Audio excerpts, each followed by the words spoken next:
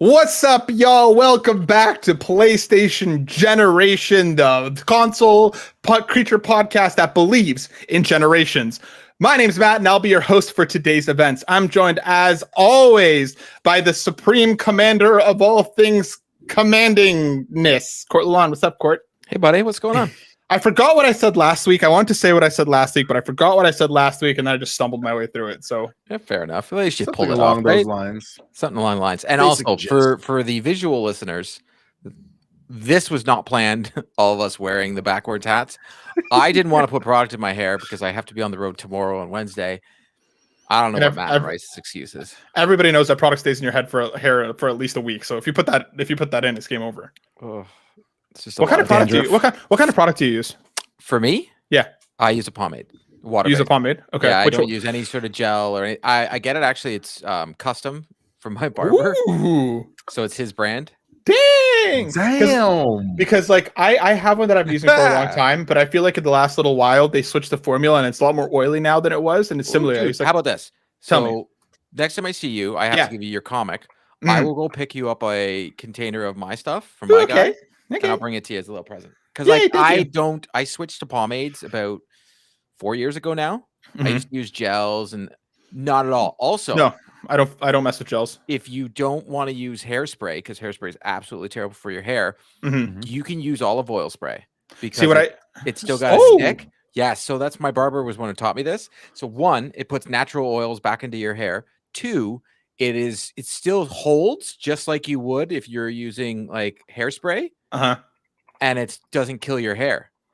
Interesting. Once you put the pomade in, like that's what you get. Like it won't last. Like hairspray will like hold for the day, right? Yeah. If you're using the olive oil spray, it'll actually hold for that minute, so that when you do the drying of your hair with the hair dryer, you'll still get the hold. Put your pomade in, and all those natural oils will actually go into your hair and your scalp. See, I usually just get like a bendy straw and blow really hard to try to keep things up. You know what I mean? I'm just telling natural hairspray. So I've used all these different things now, and my hair is thicker and looks better. I might try that because I've been trying to find a new way in, because the one I've been using I really liked for a while, and I swear they switched the formula because it's gotten more oily. But on the other hand of all things hair talk, we of course have joining us Mr. Rice Boy himself. What's up, Rice? What up? How you doing, Matt? How you doing? We're having a good time over here. Yeah, welcome to the salon. we should call this show the Barbershop, right? Ooh, hold on. About it. That could be an episode of Bluey. Like, how is they not done one yet? They haven't gone to the salon yet. Because so we're going to talk about a TV show, because Rice and I were talking over the weekend. Yes, and the feels got hit this weekend. So a TV show that both of us love, and I know I've been on the Bluey train for years, and everybody else is just hopping on as soon as they can get on it. Matt will be there one day. Matt is coming on that train. Oh, I'm ready. They dropped a longer episode. So I know I mentioned this before when I talked about the video game, and people were like, oh, the game's only 2.5 hours. I'm like, well, first of all, if you knew that the episodes of each TV show are less than 15 minutes, sometimes 12, sometimes 8, 2.5 hours of Bluey is a long time. But 2.5 hours? The video game. Oh, the video game. Okay, not not the episode. I was like, that's a feature film. So they put out a 28-minute video this week, the episode called The Sign. And Jesus. One, there's a cliffhanger, so I would still love to know what was said on this phone call, because I don't want to give it away. Yeah, don't spoil it for me. I gotta go in fresh. But they deal with the writers of this do a phenomenal job of dealing with very difficult conversations to either have with your kid or things that happen in life. And they actually have a lead up. If you actually if you go back and watch the first 3 episodes before this episode, you have Bandit, who's acting really aloof when they're at the beach, and he's like, oh, something's on his mind, on his mind. That's the thing, because they give away. And then you have his wife, Chili, who's got something on it. She's like all erratic and very different, because like in the first season, you almost think that Bandit's a stay-at-home dad, but he works from home, and Chili's always going out. And then in the next season, Bandit starts leaving the house more, and the kids are growing up. And then in this one, they talk about like moving and like losing your friends and young kids going through it. And dude, like I know with something that's going on in one of our friends' lives, this is probably hitting home a little bit more than anything right now. Yeah. Yeah, major life changes, and also just like I said this on Twitter that like I feel so validated as many different facets of myself in life, like as a parent, as a son, as a brother, and they do a really good job with just writing relationships that are human in a dog world. Well, I'm stoked to watch this when the time comes because yeah, I saw a bunch of stuff on X, the seminal social media platform, talking about how good this episode was and being like, "Am I going to cry in front of my kids today?" I did. So I Yeah. feel like I'm excited to get there. I Yeah, want it's to. it's up there with Onesie. I still say for me personally, Onesie is like I have a hard time even watching that just because of the struggles that my wife and I went through.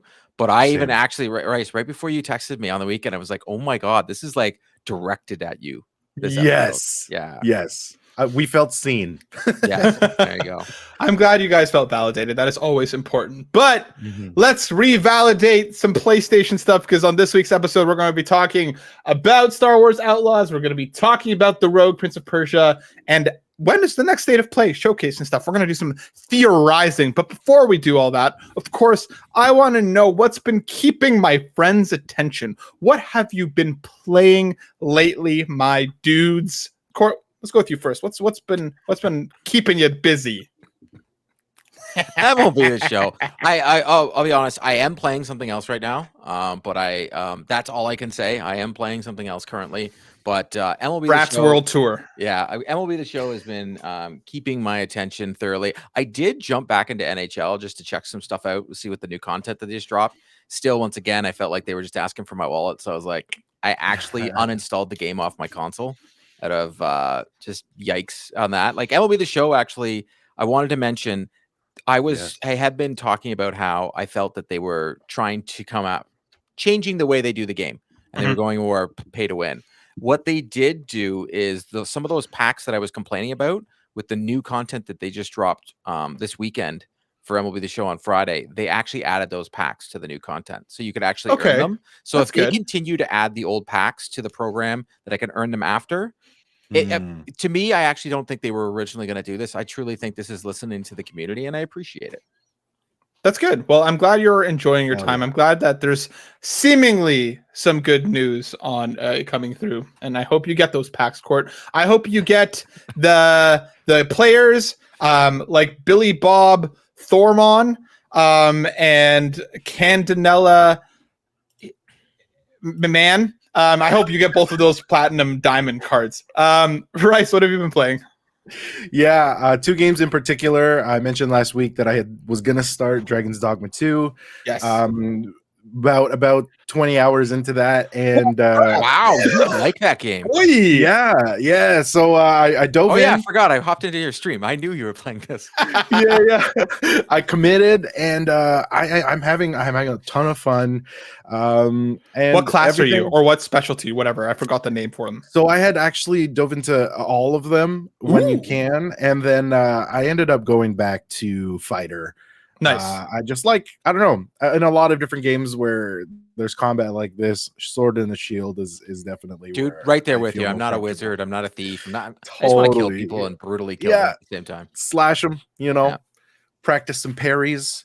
Other than that, I have currently reinstalled Destiny 2. Okay. I knew it. Hence the reason I put it in the agenda. Yes, so I'm gonna be doing some deep diving in there and exploring as we lead up to the expansion. So we'll see. Are you like caught up on all things Destiny 2? Like, are you basically now just on wait and see mode for the next expansion, or do you still have like things to do? I'm actually pretty caught up. I definitely reinstalled this for the sole purpose of joining some friends in the Crucible, aka PvP. It does get pretty hairy in there, but that's actually where I really love to spend most of my time. That said, PvE events are definitely something I dive into a lot. If I had time, if I wasn't a parent, and maybe if I was single, I would be raiding a lot. I used to spend literal whole weekends doing raids with people. but that's just something I cannot commit my time to. But so is this your game? Like I have MLB The Show or the Division 2 are pretty much the games that I can always go back to. Destiny is your game?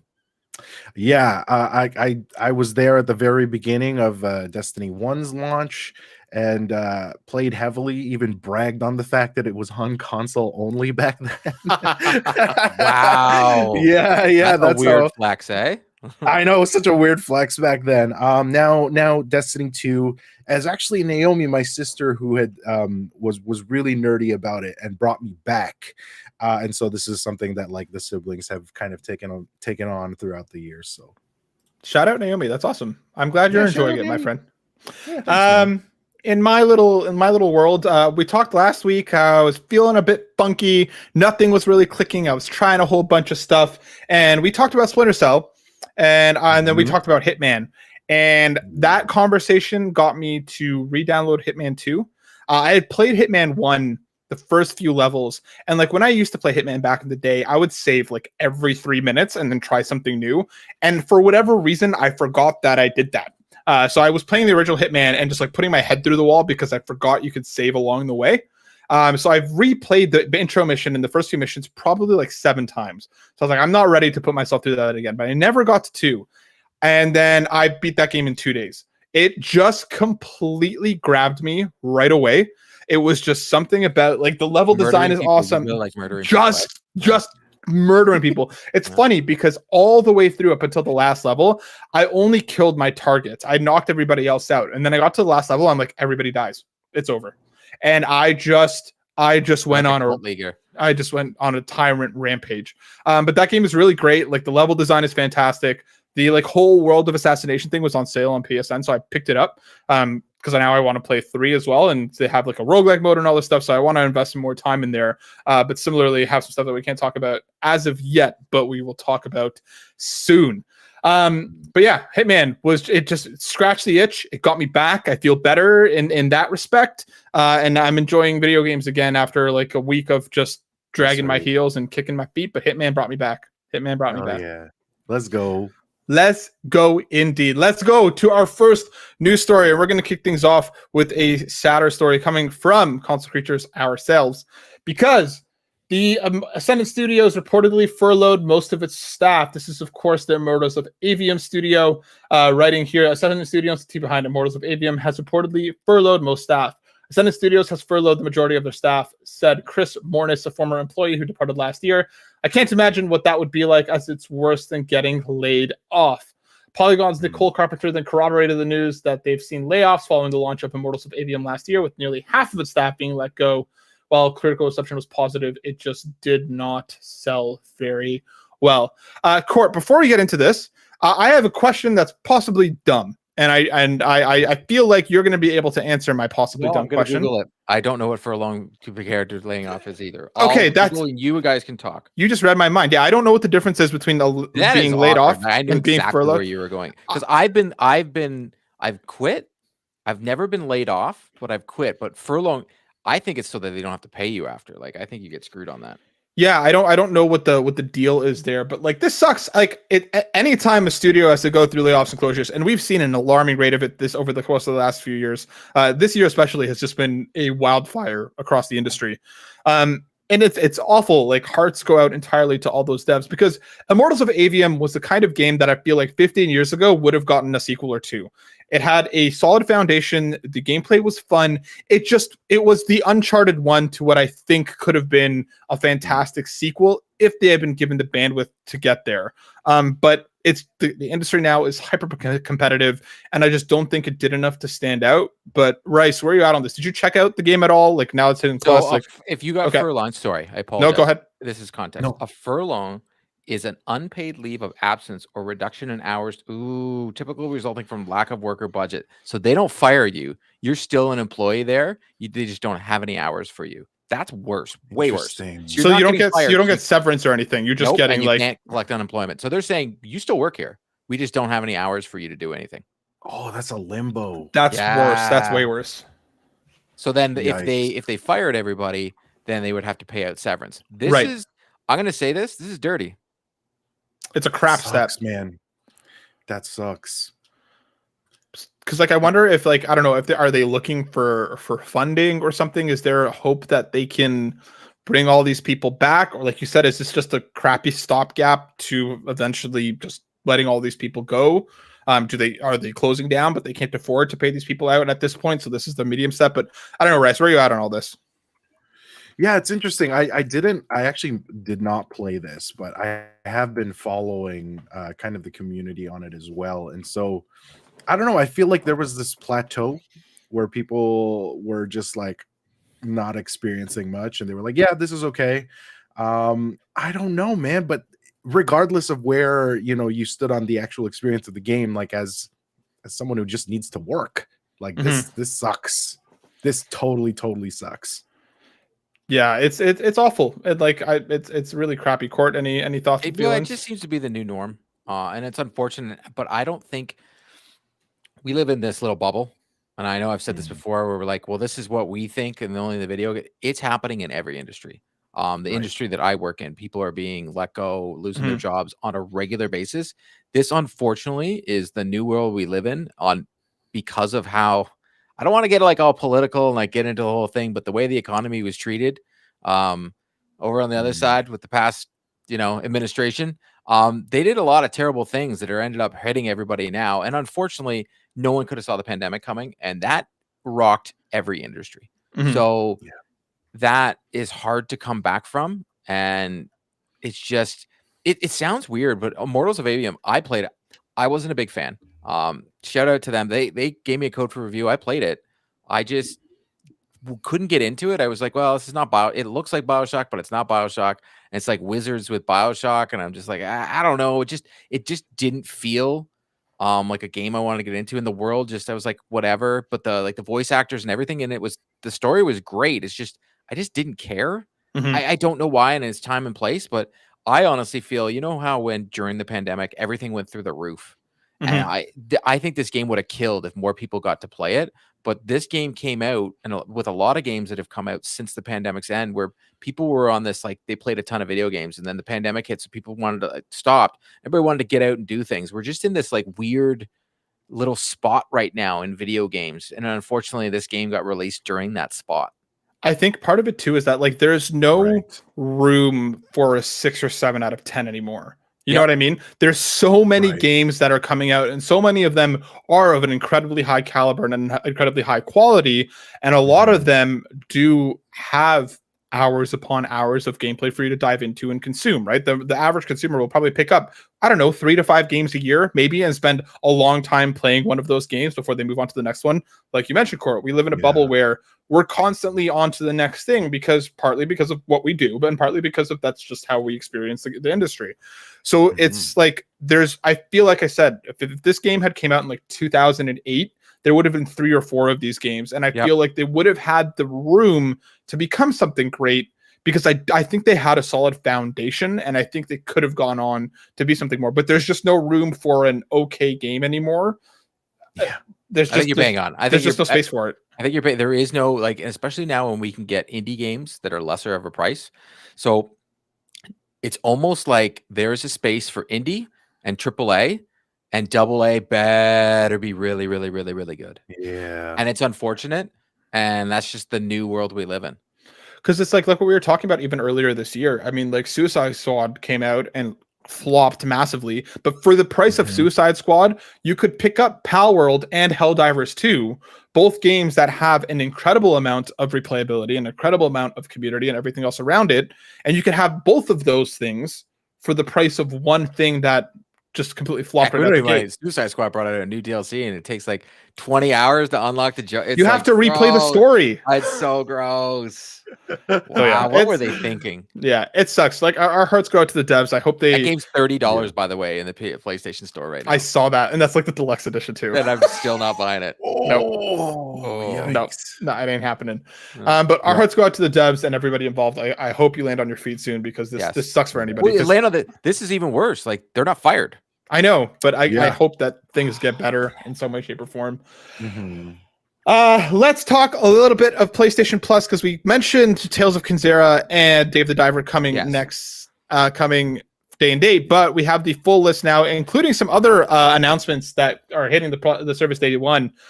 We are getting, like we mentioned, Dave the Diver, Tales of Kinzera, The Crew 2, Construction Simulator. Animal L is joining in May. That game is launching straight into the service, which is pretty cool. I don't know what that game is. You seem a little hyped on that. What is this game? I'm incredibly curious about it because it's actually coming from, if you know Video Game Donkey, he started a publishing arm, and it's their first game that they're publishing. Okay. And it looks pretty cool. I'll pull up a trailer here. But like, I'm curious because it's always like interesting when you have creators that kind of cross, sides of the industry to join, whether it's, reporting, publishing, whatever. So I'm kind of curious to see if, he's able to kind of bring it in a way that is good. But the game does look interesting, I gotta say. Hold on, let me pull up a trailer here. But so it's coming from his publishing arm. And he usually takes quite a bit to get impressed. So I'm guessing whatever they saw here was enough that they wanted to see. But it looks cool. It's very... I like the art style. Like, once again, this brings up games. Like, think about it. You can go out and buy these AA games or these AAA games, or you're already paying a subscription towards PlayStation Plus. You can just go play this. Right? You're gonna have Dave the Diver, this, and why is my brain not working? And Tales of Kinzera. All three look this looks great. This looks like it'd be a fun game. It looks like it's something that would have been on the Game Boy, but in Game Boy Color. Exactly. It has a really cool retro feel. But it's probably more enjoyable than spending $100 and something on a game that you end up not liking. Right. It's unfortunate with new IPs, and we always say, "Oh, we want new IPs." But it's almost like there's the AAA space, and then the new IPs are for indies. Well, because the new IPs have to be good. You know what I mean? Like they have to. Yeah, but you say that, but there are some new IPs that come out that are good that just don't hit with everybody else because another game might come out and swallow it whole. Yeah. But let's go through the full list quick. We got Animal Well, like I said, Tales of Kinzera, Dave the Diver, Oddballers, Construction Simulator, The Crew 2, Raji and Ancient Epic. I think this is launching directly into PlayStation Plus as well. I think this is their PlayStation release. I have to double check. Raji was great. No, it was already out before. It was out on Xbox. I think this is the PlayStation Fair debut. Enough. I want to mention for this month what PlayStation has been doing, and I know I said this before, but as a parent, they continue to bring in kids games. Like the Lego games now keep coming all the time. Yeah, they're bringing in more games. And I'll even say the Crew 2 would be a game you can have your younger kid play because there's no just racing a car. Like it's they're super bringing fun. More family-oriented games, including Outlaws, for God's sakes. I am wrong. This game is already on the PlayStation service. So that's what I thought. I thought it was already out there. Yeah. Lego Ninjago, Noir, Play with Your Food, Deliver Us Mars, Lego Avengers, Miasma Chronicles, Stray Blade, and for our PlayStation Classics, we got Alone in the Dark, Star Wars Rebel Assault 2, The Hidden Empire, and the original version of Medieval. Now, Medieval, that they give you the PlayStation 5 version, is a good game. Yeah, but this is also the original version, so you have both there now. No, I know. It's a very good game. Never played it. Rice, where are you at on this list of games? I've played a few of them. I love Raji. It's a nice short experience. I know we talk about games that we stay on kind of for hours and hours and hours on end, and play for years. Games that are like Raji, I totally welcome into a roster that has many games in it if you pay for a subscription or a database, because you're able to sit down maybe once or twice and finish the experience. And Raji develops actually a nice story for you to consume while also having some really fun gameplay elements in terms of combat, and lots of culture in there as well. So it was educational for me, as well as also all this to say that experiences like that I totally welcome within. So give us your 1 minute review. 1 minute review. If I'm using the full 1 minute. No. We want your version of the 1 minute review. So it's like 5 seconds. Okay. Really fun combat, very artistic visually, and super fun musical soundtrack. Nice. Yeah. This is one that's been on my radar. So I'm excited to check it out. But I mean, between this, Dave the Diver, Tales of Kinzera, Animal Well, like that's already 4 games that I'm stoked about from this month. I think this is a really solid list. Court, what you think? I'm right there with you. Dave the Diver, Tales, they're games that I wanted to play anyways, and now they're coming to the service. I'm gonna keep beating this drum. Beat it. I truly think right now, because Xbox, everybody keeps saying, well, day and dates. Well, right now on Game Pass, there's nothing coming day and date either. There's no games coming, right? PlayStation Plus, month after month this year, and they've been slowly getting there, have been putting out a solid catalog that rivals Game Pass any day of the week. Yeah, I think that I'm they're not saying it's better. I'm not saying Game Pass is better. I'm not saying PlayStation Plus is better because I don't want to get into console war garbage. I just think both services have extreme value now. I think Plus has gotten better as it's been in this new iteration of it, because I think for a while we were asking them to make the service more worthwhile, especially after the jumps in price, and we're starting to get more consistent games launching straight into the service, and these are indie games that we've all been asking for. So like this is a great. And we've been saying this for years, Matt. Literally, just I don't think we're ever going to get day and dates anytime soon. No. I don't think But first party day and dates. We mentioned before, I remember Matt saying to me one time, can we just go back to the PlayStation 4 days at the very beginning when we got a brand new indie every month on PlayStation Plus? Just give me a brand new indie. Let me find out new developers, see what games I like. Yep. Yeah. Let's jump into the next Prince of Persia related story, because the Rogue Prince of Persia was announced and the folks here got a hands-on preview. This is coming to, I think it's PC only for now, but essentially it's a roguelike Prince of Persia made by the developers of Dead Cells. Dead Cells, if you haven't played, is a fantastic roguelike. It's a great time, and from everything that I've seen of this new Prince of Persia, it looks really, really cool. Game will hit early access on Steam in May and continue developing with tweaks and updates. I'm sure this will eventually come to consoles once it's kind of ready. Steve and Dave do a breakdown on CreatureCast, so go check that out if you want more thoughts from them having played a bit of it. But I think this looks really cool. I think this is an awesome combo. I think this is a great way to keep this IP alive after a really successful start with Prince at the beginning of the year. Yeah, I think the art direction looks beautiful. Dead Cells was a phenomenal game. It just looks like something. It's like, I'm willing to try it. I don't think it's like, I got to be day and dates playing this game, but I'm definitely willing to try it. Yeah, I think it looks really cool. I'm excited. I hope that it comes to console. I'm guessing with the 1.0 is probably when we'll see it hit console. But this is really cool. Moving on to our next story, because we have finally got an actual release date for Star Wars Outlaws that's coming out August 31st. We got a story trailer for this as well, coming to Xbox Series, PS5, and PC. We got 30th. August 30th. We got a nice 2.5 minute long trailer. I am hyped for this. I think this game looks fantastic. Yes. I think that from everything that we've seen, the story looks interesting. I hope that this doesn't become a save the universe type situation. I hope that this is a smaller, more personal story for this character to just, get out of the situation that they're in. But I loved everything that I saw. Court, I'm going to save our resident Star Wars boy for last. Rice, tell me, are you a day one on Outlaws? This one particularly just because I've been following the development for so long, and man, I love Star Wars. I'm always looking for more of it, but just like you said, I like these really, really small, intimate stories. One that you can connect with, one that's a little bit more relatable to even the person that hasn't played Star Wars, introduce you to the world in some way, shape, or form. We got our female protagonist, and we just got more Star Wars, guys. And so I'm really, really excited about this. Looks beautiful.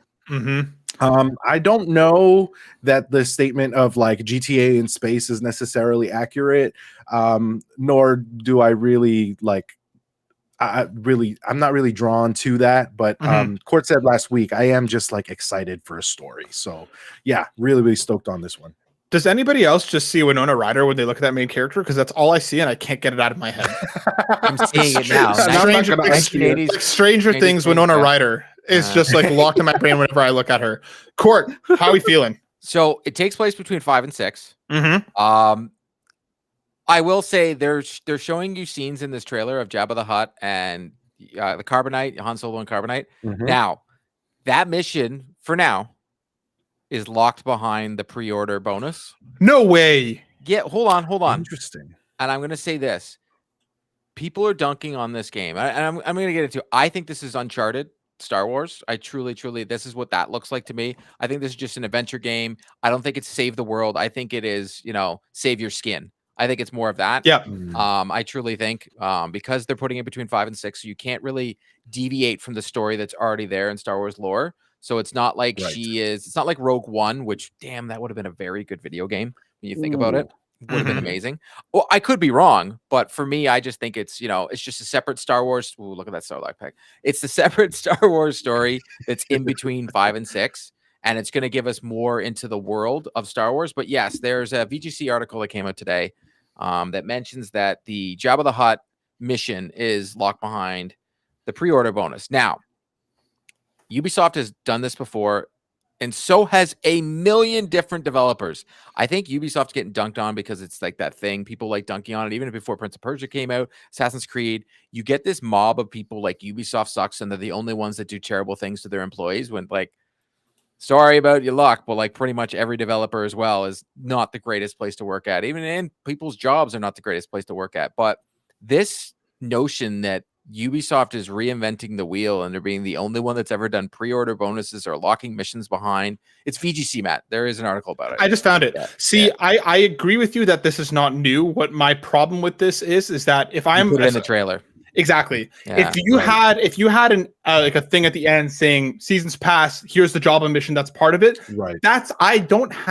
I still think that sucks, but like you said, it's nothing new. I think that's kind of par for the course. I think it's crummy if they make it look like it's inherently part of the game. And I go into it because I didn't know about this until you just mentioned it. I go into it being like, I'm stoked to get the Jabba mission, and it never comes. And finding out, and that's my thing. Right now, I'm looking at this trailer and watching it again, and I'm like, ooh, they showed Han and Carbonite, and they showed Jabba the Hutt. That mission is only available if you pre-order it. Now, as a Star Wars fan, you're damn right I'm going to pre-order it. But still, like, 100%.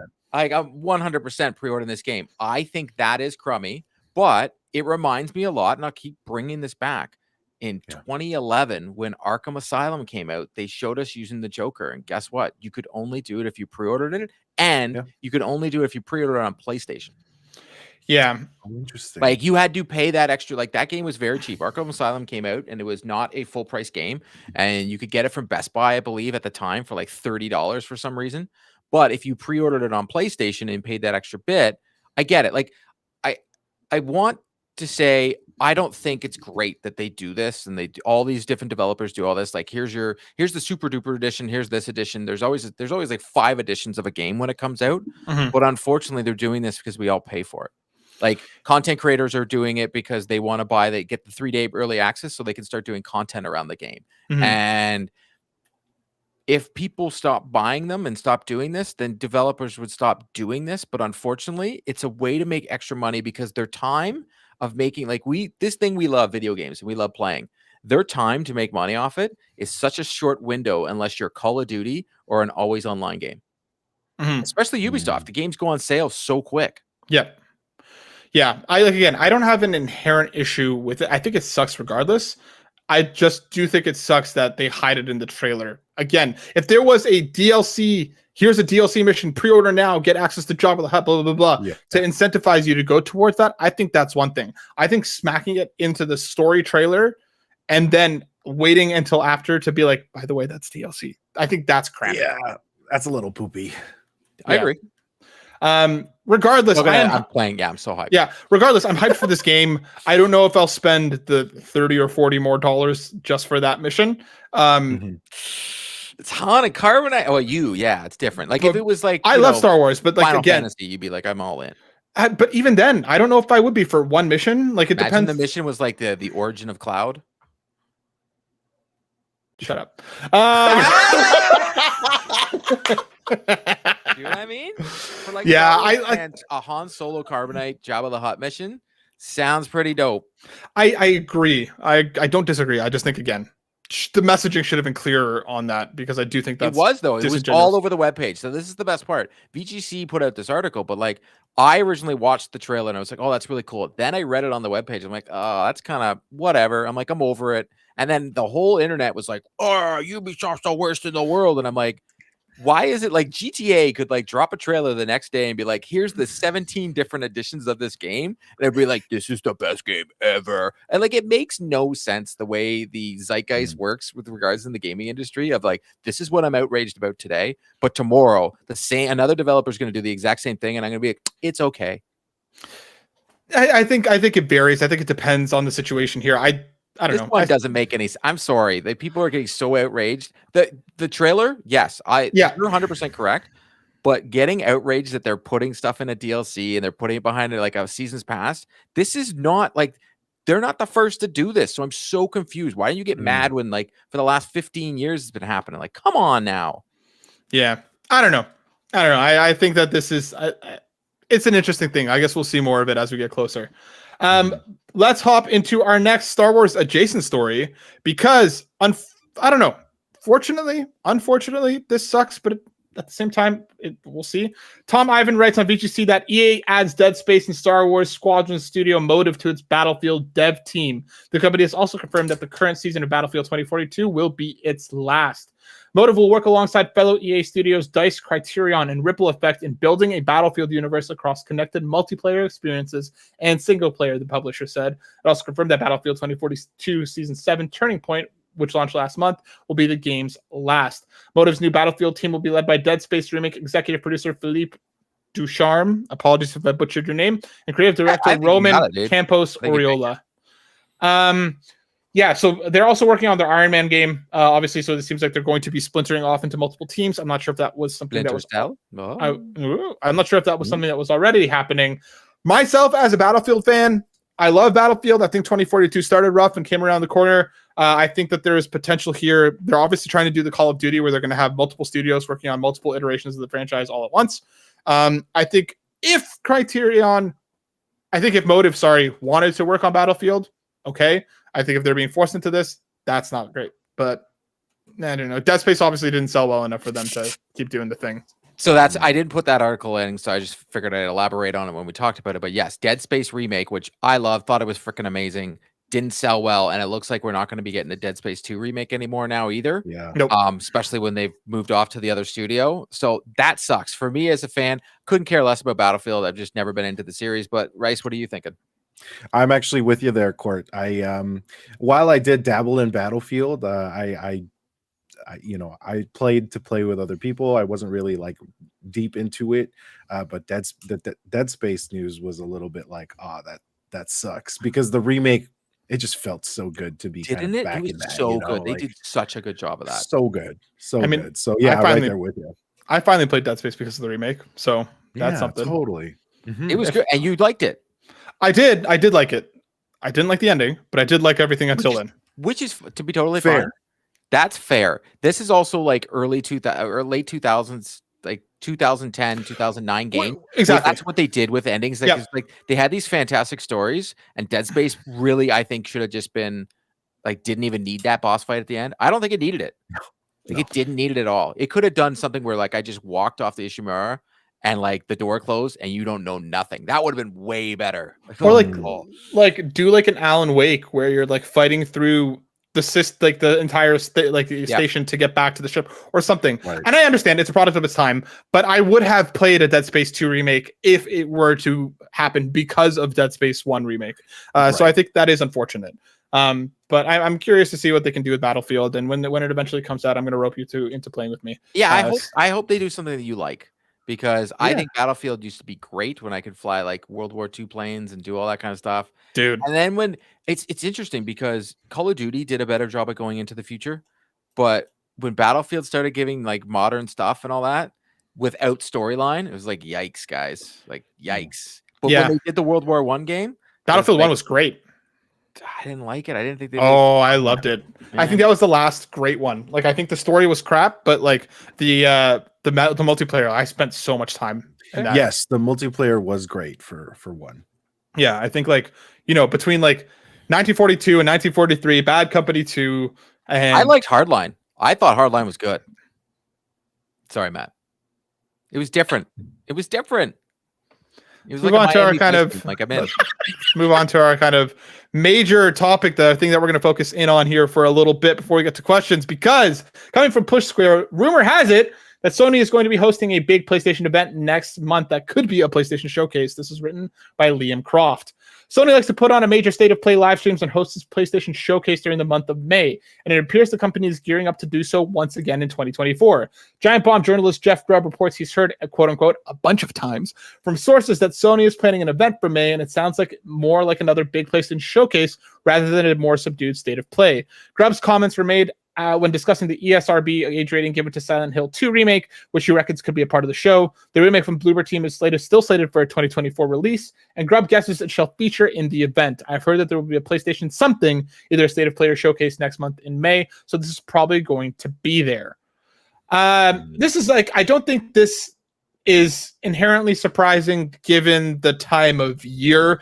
Everybody's coming out to show something at this time of year. It's still where the eyes are most on the industry in terms of the general media landscape. It's just this is not a surprise. Hence the reason I put it in there this time. I was like, you know what? This is the biggest non-shocker. Yeah, this is par for the course. Yeah, it's par for the course.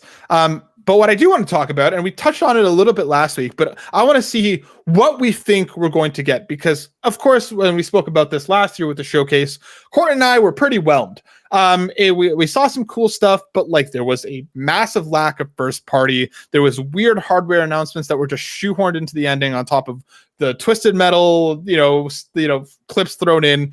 It was just, it felt incomplete. When especially everybody comes to watch these showcases for a PlayStation first party. And I think that was the glaring omission last year.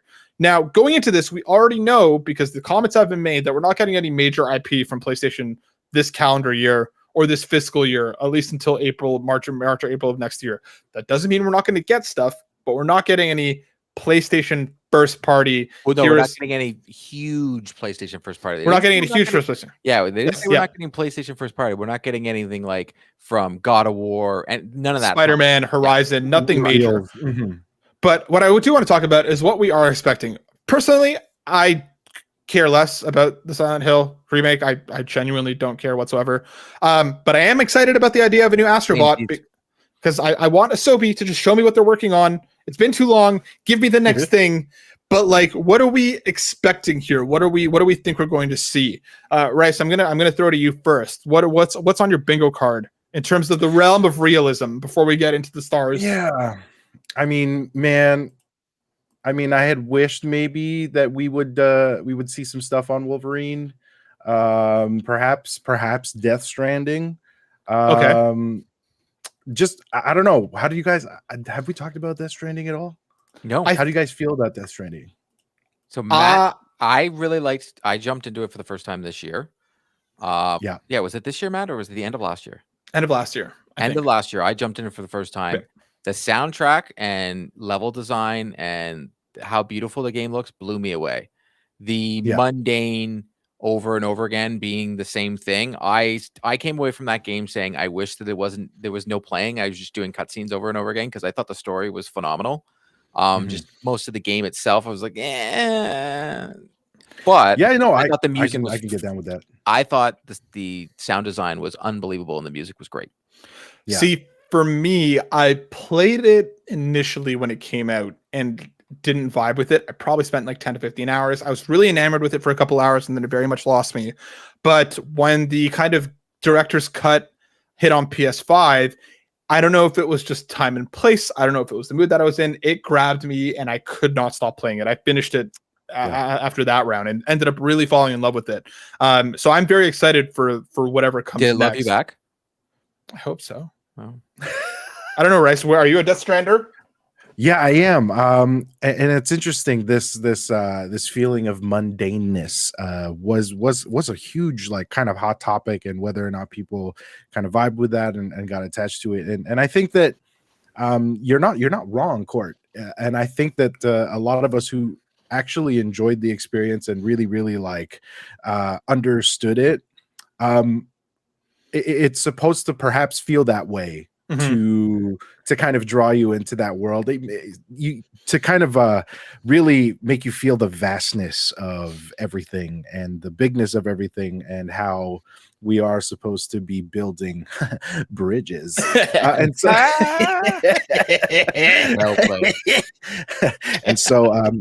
and so perhaps that was what's what was so intriguing to me is that like I'm feeling all of these feelings, and perhaps Kojima was like, "You're supposed to," and I think the community and that's why I was aspect. like, "Okay." I think the community aspect of it really like clicked with me the second time around, like using bridges and using facilities that were built by other people. And like I spent like 3 hours building like a zip line through the mountains to make it easier to get between point A and point B, that nobody had done that, at least on my server before. And I was like, I would not spend that amount of time doing that in any other game, but there was something about it in Death Stranding that I was like, this is not only going to help me, but it will help others. And that really, it just really grabbed me in a really visceral way the second time around. I really enjoyed it. I hope someone else benefits from this. Yes, and it did. Like me jumping in was so late into the game, everything was built. So like I didn't have to deal with anything. I could go around everything. All the ladders were there. Everything was there. Yeah. I think you're onto something though, Rice. I think Wolverine is probably a lock. I think, unfortunately, given the leaks that they went through back in December, I think they're going to want to finally show this game off in a way that they can control. I think that, I think they're going to want to, especially because I do think it is maybe end of next year, mid to next year, maybe early the year before. When's the Deadpool movie come out? In a couple months. So very soon. You would definitely want, if Wolverine is in a movie, you want Wolverine in a video game. I think it's probably, and I think you're right about Death Stranding as well, because I think that is more imminent than I think we're giving it credit for. But is that at the showcase or is that at the Game Awards? I mean, sorry, Jeff Keighley's thing. I think both. Summer Games Fest. Interesting. Well, you remember Keighley gets his hands all over that Kojima. All over that Kojima. I think we'll get it at both. So are we getting? I think it's a showcase. I think it's a state of play. I don't think it's a showcase.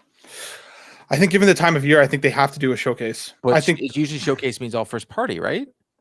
I think a decent amount of first party. I think in a showcase that we get Team Asobi. I think if we get Ben's new IP, I think if we get, you think we're just going to get trailers?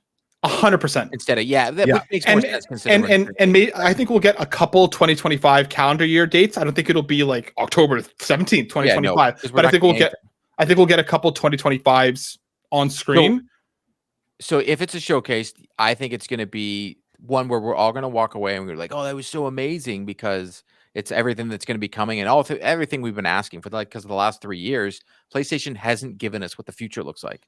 Nope. And maybe they lay out that roadmap and they're like, all right, we have to bring in the fan base a little bit and be like, here we go. Here's your Wolverine. They'll end it with Wolverine, or they'll end it with, I do think after us talking the last time we talked about this, we will see Ghost of Tsushima 2. I don't think it's going to be any gameplay whatsoever. I just think it'll be a sizzle trailer. Yeah. Just letting us know it exists. A trailer, like an announcement trailer. And they probably open it and then end with Wolverine gameplay, or one or the other, because those are your two biggest ones, right? And then you're going to put in the middle something from Bend, which would be nice because we haven't seen anything. I'm still like, do we get to see what Corey Barlog has been working on since finishing God of War? Like, he's been working on this sci-fi game that we saw. It's been a minute. That's a good point. Right? We've seen storyboards of it. It's been in the background when they did the whole God of War Ragnarok stuff. We could see it all being done. So are we going to see that? And are we going to finally see with this Uncharted game? Because we know it exists. Yeah. I think Blue Point would be, I think whatever Blue Point is working on too, because it's been Uncharted. I don't think it's Uncharted, but I think who's working on Uncharted. Bend? No, we there was rumors going around that it was it Santa Monica's second team? Not Santa Monica. Who does MLB the Show? San Diego. San Diego's second team. That was San Diego's second team that were working on it, which I think could make sense with probably Naughty Dog helping out here and there. I think Naughty Dog located. I don't know. Somewhere else. But like Blue Point, I think Blue Point, I think they're working on an IP we know. I just don't think they're working on it in a way that we're expecting. Because whatever Blue Point is doing, we know is something new for them that isn't just a remake, but sounds like it could be an IP that we know. So something along those lines. I think we could get a Blue Point teaser there. Guerrilla, it's too soon. Or we could just get burned again, because we did this last time, Matt. We went through and Matt was like, all right, and I was like, Ghost of Tsushima 2 is confirmed, and Matt's like, this is confirmed. We're like, we're gonna get this, and then we got Twisted Metal TV show and like a weird thing about the pulse and the portal, like just felt like it didn't belong. And like, are we gonna get the PlayStation Pro? Are we gonna see this PS5 Yes. Pro? Yep. Yep. We'll see that. Okay. I think we'll get it teased. I don't think they're going to do here's a deep dive. I think what they'll do is be like, here's something that's coming. It's coming later this year. I think we see it. I think if they're gonna show it, if they're gonna show this, we see it. They don't talk about it. They show it. They may show it and be like PlayStation 5 Pro coming in 2024. And then probably in like July or August, here's a breakdown of what it is. Pre-orders go live next week, blah, blah, blah, blah. But they may show it, like the actual console, with like PS5 Pro, October 17th. And this is just a rumor that this exists. Yeah. But I think it's a lock. I mean, they did it with PS4. Naughty Dog, I think it's too early. Yep, I agree. I think it's too early. Yeah. We know Nix's is doing, ports and stuff. I don't. And think Nix's does a phenomenal job, and if they're going to do any PC ports, it has to be done by them. Yep. Polyphony still too early. San Diego we talked about. MLB just hit. Rumors that Uncharted, could be a thing. I just find it crazy that if they're going to be doing Uncharted, it's a studio that I know because I follow this game pretty much, and I watch. And even when I was even trying to like pick out. When they did the recent release of MLB The Show, they always do these dev diaries and they show everybody. And I'm like, no one from the team is missing from the videos. I'm like, so who is this magic second team from Sony San Diego that's working on Uncharted? I mean, they could be not talking about it because that's no, but you don't see them in the videos. They act like they're still working on MLB The Show. That's what I'm confused about. Different floor or something. I don't know. Maybe they expanded it a different way, but I think they asked Rob at PAX. What was I thinking? What were you thinking? I talked about hockey for the guy for like dummy 5 minutes. I think after last year, they need to come out swinging. I think they know that, and I think if it's a showcase, they're going to swing for the fences. I think if it's a state of play, it's going to be a more conservative showing. I think it'll be Silent Hill. I think Asobi, all the things we know. I think Asobi's a lock no matter what. I think it's time. But again, that's not your massive. Do you think we get a Last of Us season 2 trailer? No, not yet. Too early. Dude, they like putting in the media stuff. Like, what are the? What they're just? Isn't there a Ghost of Tsushima TV show coming? There's a God of War and Horizon TV show stuff, but I think it's too early still. I think it's too early. Yeah, but TV stuff and movies, they really give you stuff early. But Last of Us is still filming. So, is it?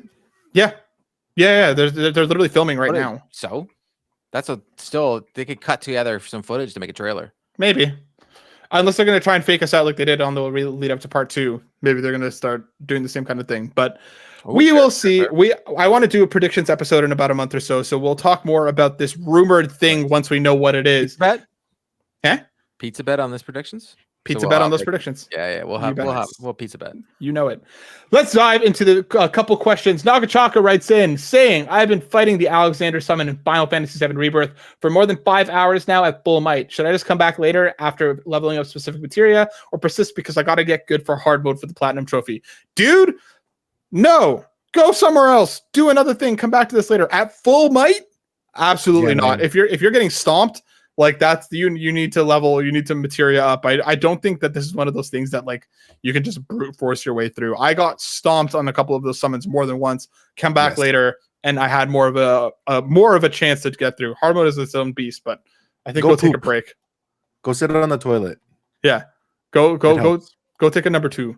I think go do other stuff in Rebirth and come back to it before before you challenge that thing again. Ed Varnell from the Boss Rush Matt, Network. can I just say thank you for not involving me in that question. Yeah, I wasn't going to bother. At that retro code writes in saying, should Santa Monica remake Heavenly Sword, or do you think Ninja Theory has done enough for SM to do a sequel? In fact, do you think any of the Sony first party will be looking at Hellblade 2 and studying that game? I never played Heavenly Sword. So I don't think they will study that game. It doesn't make enough money, and Sony likes making money. Being honest. I think if the game hits, I think if it's a critical darling, and I think if it does well, I think they'll look at parts of it. But Sony like really looks at their own stuff and kind of has their own. They already have their thing. They have their first party, their first their action adventure games with cutscenes in the middle and all that. I don't think they go down this Hellblade. I don't think they do it at all. And I mean, like, it was huge on Game Pass, flopped like a fish out of water on PlayStation. Which flop? Pentiment. Oh yeah. I mean, I feel like anybody. Sea of Thieves. I'm extremely excited to jump in. But I just look at a game like Hellblade 2. It's great. Hellblade was great. I didn't like it that much. It didn't speak I to loved everybody, it. and it didn't sell Yeah. gangbusters. It didn't. Critically Yeah, yeah. acclaimed. It's like an Oscar movie, right? Yeah. Agreed. The Oscar That's movies true. don't exactly have the number one sellers, but Mhm. PlayStation likes to have their Marvel movies. Like they like to have Yeah, the that's ones that are fair. biggest at the box office, right? Yeah. They don't care if like they lucked out with Last of Us, but like Mhm. usually they're like, eh. So Hellblade actually did do Did it pretty though? well. Yeah, it's surpassed 6.3 million players in That's 2021. decent, So but that's for a new IP, also that's quite that's good. Game Pass. Probably, yeah. Like Yeah. I have a hard time looking at those numbers and saying that's sales numbers. I really do. I'm sorry because Game Pass is totally different than sales. Mhm. I didn't play it till it was on Game Pass. Yeah. What did sales on PlayStation? Hellblade? It's not on PlayStation. Hellblade? Hellblade Senua. So the first Hellblade was on PlayStation. No, it's not. No, it's not. No, am I wrong? No, it never came to PlayStation. What was the one that was on? Hellblade never hit. But I don't know. Are you? Did you play Heavenly Sword, Rice? Are you thinking that they're gonna study Hellblade 2 a bit here? I played a little bit of it. I don't know that I have enough of a well-rounded opinion on the first experience for it to. Why is my brain not to working? really hit. Yeah, so I don't know much about Heavenly Sword. So Yes, it did. It released on Hellblade Soul Senua's Sacrifice, released on PlayStation 4 Windows on August 2017, Xbox One, April 2018, Nintendo Switch 2019, Xbox Series X and S, August 2021. Dude, the Google Think platforms, Nintendo Switch, Xbox Cloud Gaming, I'm Microsoft telling you, I'm looking Windows. at the Wikipedia. I knew this game. I knew it was on PlayStation. Oh my god, you are right. It is on PlayStation. I My know bad, I'm not Court. crazy. I look at this Oh, my game and bad. It originally released in 2017. I did not know this came to PlayStation. that speaks to how powerful Xbox Game Pass is in my brain. Seriously, yeah. You know what I'm saying? Like, Interesting. the better version that's on Xbox Game Pass, we never got that on PlayStation. That's true. We never got that newer super duper version. We got the original version because I played it originally on PlayStation, and then I was like, you know what? Maybe it didn't hit for me. Maybe I'm wrong about a game that speaks to me or not. Even though I should just give up on all that kind of stuff. But I jumped back in on Xbox Game Pass and I was like, there's a lot of people who love this, and the second one looks great. It's just not for me, and I just don't think it's for the masses, and I just don't think Sony's gonna do a game like that. We had Heavy Rain once, and I liked it and all, but you know, yeah, it's an art house movie. I think that's fair. Mm-hmm. Our final questions come from Steve Vigvari at S Vigvari saying, "Hi, PlayStation generation, long time, first time. Since the Fallout series rips, what are some video game adaptations that aren't in the works that need to happen?" That's his first question. What is a video game adaptation that you want that is not being worked on? So God of War, Horizon, all of those off the table. BioShock. Is BioShock in the works? If not, Infamous. It's my two. I'm going to say every single time. Oh, how about this? A proper Assassin's Creed game, a movie, a TV show that doesn't have anything to do with what they did the last time because that was terrible. But so BioShock is coming to Netflix. Okay, so I'm excited about that then. Infamous would be easy, but I guess we've already got that with like The Boys and all that kind of stuff. It's kind of very similar. Mm-hmm. So I would say a proper Assassin's Creed show where it's like, you know, Ezio is your main character. And we find out about the animus in like the very end of the season or something like that. Like, you know what I mean? Like proper Assassin's Creed. Real deal. Jay O'Neill says Netflix is making one for AC. Oh, for God's sakes! For me, it's easy. It's Yakuza. Like I think those are already. You know what? That would be perfect. Those are already movies or shows. Like there's enough content in there that you could literally take out the cutscenes and make it into something. I think give it like the Daredevil route. Make it like super serious with some random lighthearted stuff, almost like Atlanta-esque tone where it like what varies wildly from super serious to ridiculous. With just some fantastic fight scenes throughout. And I think that show would do numbers. I think that show would be bad. I think that show would be great on HBO. 100%. They could go further for it because as much as like I didn't like the gameplay combat, I remember when I played it for those couple hours, I called you. I was like, this game is funny. Yeah. Like I think they could go farther on HBO and do the stupid poo-poo humor for no reason every now and then and do the super like graphic violence. Mm-hmm. Either that or Netflix. I think they're the only two that could really do that. Yep. I think Yakuza would hit. Rice, what about you? Any IPs you want on the screen? Destiny. Man, I don't know. This is an older one. But did you experience Tenchu in the first generation? Dude. Yes, yeah, dude. I mean, I would love I would love just revisiting Tenchu and experiencing that in a different format. So yeah, that's my answer. Tenchu would be really cool. Tenchu would be really cool. Rise of the Ronin gave me Tenchu vibes. Now I've got to figure out it. Like, well, we never, you know what? Yeah, we already know. Why'd you put that? I did that by accident. Go on. Yeah, okay. We never, and this may sound weird. We've never got a GTA. Oh, true. But I think it would be so hard to live up to. I think it would be very hard for them to do something like that. But I think a Splinter Cell TV show could be super dope.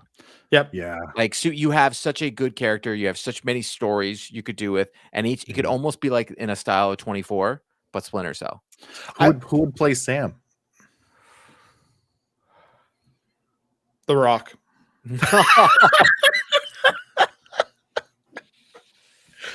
Oh man, mind you, like I don't know, like I'm not gonna get into roles, but I think Splinter Cell could work, especially because like after watching what was that show John Krasinski was on Amazon, and it was the Tom Clancy, but it was very good. And the spy Jack Ryan, the spy stuff does extremely well, and I think Splinter Cell could be on Amazon. And it could do extremely well because one, each episode is going to be like, you know, in the missions where you're not going to get caught, and it's all espionage. And I think they could also tie in real world events almost, but like over exaggerate them. Yeah, totally. Making it very cool. I think you could do Splinter Cell without Sam Fisher. I think you could make that really, eh? I think so. I think you could. I think if you kind of base it, I think you could base it in that universe and in that same kind of thing. And then Sam Fisher would be a really cool end of season 1 tease, and then you have both of them for season 2 or something. I think you could do Splinter Cell without Sam. I think people would get so mad. Just like the only reason I say this is because the Assassin's Creed movie. I love Assassin's Creed. I watched that movie and I was like, what the heck is this thing? One, like the Animus that looked like it was like this crane that was lifting, like everything about it. I was like, this is absolutely terrible. And they didn't go and take any of the characters. So I think you need Sam Fisher in there, but I think I think Rice kind of hit it. Like, you need a good actor or actress. You could even make Sam Fisher a female. You could decide. But then again, if you made Sam Fisher a female, you know, the internet would lose their mind and say how woke it is and all that great stuff. Batman Beyond it. Make Sam Fisher the mentor. Ooh. You know, that's what I mean. I think there's an angle here of something interesting because I think it will inherently get compared to the games no matter what. I think if you take it and use that as a template, can we get build off of Beyond animated movie? Oh my god, please! Did you see those stills of like the? I know they look did. Yes. Steve's final question: what's the best flavor of jelly? Strawberry. Strawberry. Yeah, I'm with you on strawberry all day. Blueberry, yeah. Strawberry all day. I'm not a big strawberry guy, but I like blueberries. For me, I feel like grape and watermelon can either be really good or really artificial. You know what I mean? I think blueberry's a solid second. I think strawberry rules though. Yes. That brings us to the end of the show, everybody. Thank you so much for hanging out with us this week. Rice, if people wanted to see and hear more from you, where could they do so? Yeah, absolutely. I stream every week on Thursday evenings, EST, twitch.tv/Rice, BOYYY, boy TV. Boy. Court, what about you, my friend? You can find me every Wednesday evening at 8 p.m. on 3 Dads in the Console, except this week I am going to the Blue Jay game, but usually, and you can find me on all social media platforms at Court Lalonde. Go follow Court. Go check out Rice. You can find me over at Matt_SilverSoul on X, and of course, writing here at Console Creatures and over at But Why. Though, everybody, thank you so much for your support. We will see you next week. Peace.